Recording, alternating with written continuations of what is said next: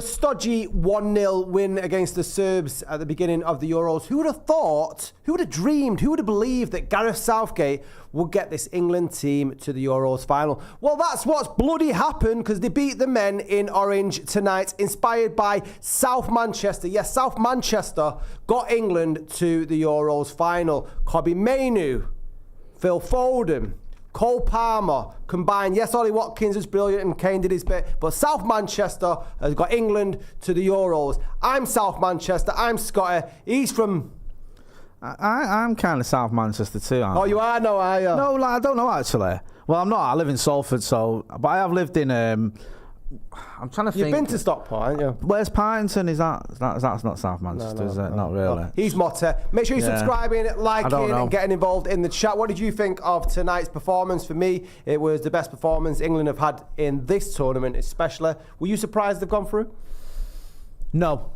I said it the other day. I thought England could go through. I don't think the Netherlands have been great, to be honest with you, in this tournament. I think they've had as many bad games as good ones, and I think this isn't a vintage Netherlands side. Not trying to take anything away from Gareth Southgate or England, and it was a well-deserved win, but if you look at the starting 11 for Netherlands, there's flaws there. I don't think Virgil van Dijk he's a very good defender. I don't think he's as good now as he was a few years ago.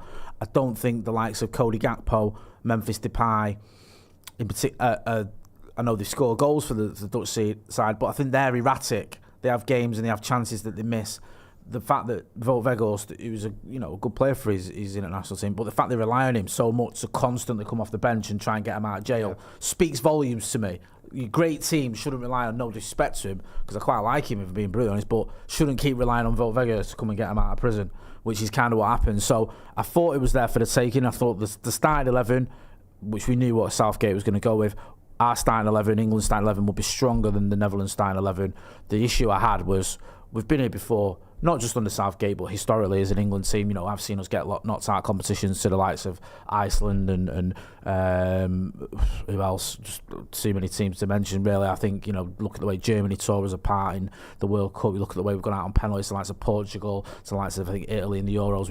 We've lost to teams where you think maybe actually we've probably got a better team before. However, this time not only did we go through because we should have gone through in terms of the quality we got, but also in terms of the performance. This, as you said it, you nailed it. This was England's best performance of the Euros. And it was Southgate, right? And I've been very critical of him. I think he got it wrong against Croatia in that second half. I think in the 2018 World Cup. I think he got it wrong against Italy in the 2020 Euros final. I think he got it massively wrong against France in the 2022 Qatar World Cup quarter-final. But tonight he got it bang on. And I'll be honest with you, it wasn't obvious what he should do. I think you could have argued, well, Foden's had a decent game overall. Maybe you take off Bellingham, or maybe you leave Foden on, and maybe he's going to take Mainoo off. And I would never do that. But there was lots of different options to him. Maybe you bring on Ivan Toney, who had a good game against Switzerland. He went, Watkins and Palmer, Foden and Kane off, and it worked a treat because Palmer and Watkins combined to get you the goal. If that's not getting your subs right, I don't know what is. That was as close as Gareth Southgate will ever get to emulating a Sir Alex Ferguson tactic with the 99 Cup final, wasn't it? With making that, that's how impact they were, because they both linked up for the winner. And you're right, though, this isn't a vintage Holland or Netherlands team. I can't recall a Netherlands team that doesn't have a superstar. You nailed it with the Wout Weghorst. You're relying on him, not with 10 minutes to go, but at half-time. He's their guy. He is their guy. You're bringing him on for half-time. Yeah. And, there was no superstar. Van Dijk is their central defender. He's at an age now where he's declining in form. Yeah. It wasn't a vintage Holland team. And England made it hard by themselves for conceding that sloppy goal. But in the same respect, though, Jay, that sloppy goal was what ignited the performance that followed on. And it tailed off in the second half. And that is when you need your manager to make the right decisions. And it was the first time I've seen him do it. No, 100% miss Man United's Wout Weghorst's biggest fans saying they rely on him because he's a beast. It's not a criticism of, by the way, but it speaks volumes, doesn't it? This isn't a Robin van Persie or an Arjen Robben or a Ruud van Nistelrooy. This is where this Dutch team is at. And even someone like Memphis Depay, I think me and you were chatting during the Stretford Paddock watch along, he's 6 goals off being their all-time top scorer. I don't think he's that great. I think he can have his moments. I think he's a good player. Is he a great one? Is he up there with some of the Dutch players you've seen, the Marco van Bastens, the Van Persies, the Ruud van Nistelrooys? Not really, he's not. And it's like, you look at this Dutch team, it's slightly flawed. And it's not, I think there was a period, wasn't there, about sort of 7 or 8 years ago, where this Dutch team had a lot going on, and you thought, okay, there's something happening here. They've got good strikers, They good miss Frankie defenders. de Jong, don't they? Yeah, they do as well. You've nailed it there. He's a massive player for them. And Ronald Koeman is a manager who, we've seen him in the Premier League, we've seen him at Everton, we've seen him at Southampton. He's a good manager. He's not a great one. I mean, I know you can say the same about Gareth Southgate, but I think that when you look at this tournament, there's been signs that maybe you sort of saw it a little bit in the Switzerland game. There was a little bit of luck there as well, but there was a little bit of, okay, towards the end, maybe he's sort of realising a couple of things. Is he going to carry on realising these things and take it into the semi? And he did. Yeah. He realised about his substitutions. He realised he maybe got away with it a little bit, making them late on, and had a bit of a smash and grab win. And then on penalties, I don't think you can ever design to win on penalties. I think there's always an element of luck there. This game, you got 10 minutes to go and you make the right calls, and it would have been so much more obvious in some respects to go, Ivan Toney had a hand in both goals in the last game. He's playing well. He's the talk of the town because of his penalty as well. Stick him on. I don't think anyone would have gone, that's a crazy decision, but he could see there, he said, you know what, I can get someone like Ollie Watkins, a different type of play, can get him behind. Cole Palmer, get him on, give him enough time as well, because if you remember, Cole Palmer earlier on, he had an opportunity, you pointed out, he didn't hit it first time, he took 2 touches and he spooned it. You've got to let players have that opportunity, you've got to get them on the pitch quick enough, or with enough time, so the first opportunity isn't the last one. Yeah, that's so very well put. So they get a chance and they fluff it, it's all right, they'll get another one. And that's what happened. Cole Palmer fluffed the chance, but 5 minutes later, he gets another, not a chance, but another important decision to make. And he's had enough time to get into the rhythm of the game, where if you've given a player 1 minute, or like you did with Anthony Gordon against, was it Denmark he came on against? Can't remember the team, sorry, forgive me if I'm getting that one wrong. But you give him 3 minutes, 2 minutes, whatever, and to be fair, Gordon did quite well, but they're going to snatch at things. It's going to take them, by the time they've got into the game's finished. I know you could say, well, it goes in such a time, but you can't always gamble on that. Because you saw it there with the Dutch side, and when you've got players like Van Dijk and Wout Weghorst, who are always a danger at set pieces, the Dutch could have got a smash and grab. You don't get your goal, they could get a goal last minute, and it could be, that can be it, you're out of competition. So, credit where credit's due. Southgate, he's never been, for me, a tactical manager. He's been a manager who his biggest traits are, or his best traits, sorry, getting a group of players together that get along, that are unified. There isn't this sort of, tribalism within the camp where the United players don't like the Liverpool players and the City players don't like United or whatever. Everyone seems to get along. He's got a decent relationship with the press. He seems to have this sort of harmonious squad, and he has been lucky in his draws, but he's able to get past the easy teams. He's able to do that because we've had England been able to do that. They've been beaten by the likes of Iceland, or they've been, they haven't qualified because they can't beat Croatia at Wembley, where he can get past those games. The flaw in Gareth Southgate is when it's come to a really big game and he's had to get it tactically right against a good side, he hasn't done it. Until now, I'd say this is the first one, I think, in his England career where it's a good team, it needed a tactical change, and he nailed it. I think so. Yeah, no, I completely agree. And the task that he's got in front of him on Sunday when they face the Spanish is when he's going to have his tactical game absolutely watertight, however he sets up against the Spanish. Because when England got beat by Italy in the last Euros final, that England team was far better than the Italian team. Yeah, England should have won that. Couldn't agree more. There was an argument that when they got knocked out by Croatia, England were better than that Croatian Me and team. you watched that game together, didn't we? So and you saw the Croatia made a change, and you could see Perisic was causing us all sorts of problems, getting it into Mandzukic. Southgate didn't know what to do. But got beat. Yeah. What other tournaments has he got knocked out? But the France game, there was question marks there. We were about, 8 minutes away from winning the game. And then that's what I mean. So yeah, don't get me started on that game. All the games that he's either lost the final to or gone out of international tournaments were teams that could be beat. This now, for me, given the form that the Spanish have going into the final, feels like it is the biggest task, the biggest game of his England career, easily. Yeah. And probably the biggest game for England, really, since '66 final, if you think about it. No, it is. Like, We've been here before with the Euros final, but you're right. It's up there. It's equal in it to get into another final. Is the same. I think even more so with the pressure of losing the last final. That's a good point. The pressure's even higher now. I think as well. The last one. You've always got that thing. Well, it's in England. It's at Wembley. Well, you should be getting to the Euro. You know what I mean? You should have been getting. I know we played Ukraine. I can't remember which country it was in England, but the rest of the tournament we were at Wembley, and it's like, well, you should be getting there, and this is expected. You look at the teams that are in this competition. Looking at Portugal's side, I thought that were one of my favourites. You look at the France side, who've just been to a World Cup final, got probably the best player in the competition in Kylian Mbappe. You look at the German side, it's in Germany. You look at the Dutch side, who are a danger. England in the final, them lot aren't. Yeah. Like, I know there was a different side of the tournament and they all had to play each other and all the rest of it, but England right now are 90 minutes away from doing something that no manager has ever done in English football history, and that's win a trophy off English soil. So it's a massive opportunity for Gareth Southgate. And listen, I'm not a huge England fan. I'm not going to rewrite history and say I'm a massive Kobbie Mainoo fan. And I've said it all along since this tournament started.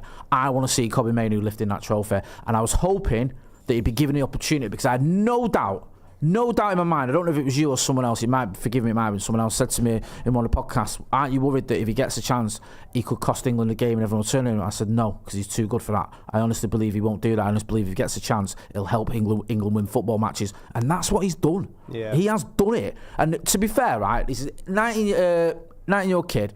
He's sat there and he's watched Gareth Southgate try a right back at centre midfield, right?